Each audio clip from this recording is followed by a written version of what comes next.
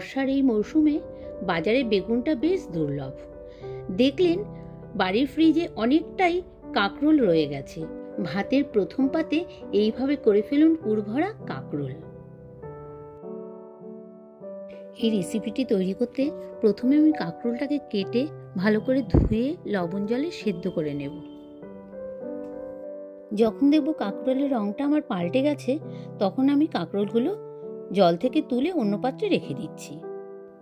কাঁকরোলগুলো ঠান্ডা হয়ে গেলে একটা চামচির সাহায্যে আমি ভেতরের দানাগুলোকে বার করে নেব।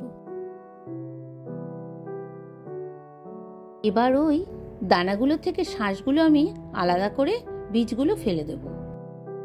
এটা বানাবার জন্য প্রথমে নারকেল লাগবে, তারপর লাগবে সাদা সর্ষে, কালো সর্ষে, পোস্ত, চিনি, লবণ, হলুদ ও কাঁচা লঙ্কা। পুরটা করার জন্য আমি প্রথমেই শাঁসের ওপরে নারকেল, সর্ষে বাটা, নুন, হলুদ, মিষ্টি, লঙ্কা বাটা আর তার মধ্যে দেব একটু হলুদ দিয়ে ভালো করে কাঁচা তেল দিয়ে আমি একটা ব্যাটার তৈরি করে নেব। এবার আমি পুরটাকে চামচের মাধ্যমে কাঁকরোলের মধ্যে দিয়ে সাজিয়ে রাখবো।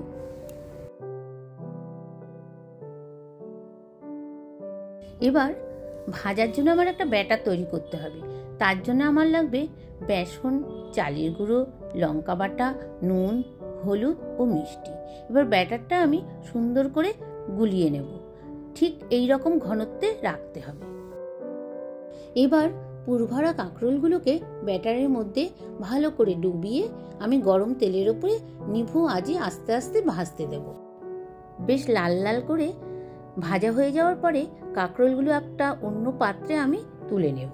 এইভাবেই তৈরি হয়ে গেল পুরভরা কাঁকরোল ভাজা। দেখা হচ্ছে আগামী পর্বে আবার একটা নতুন রেসিপি নিয়ে।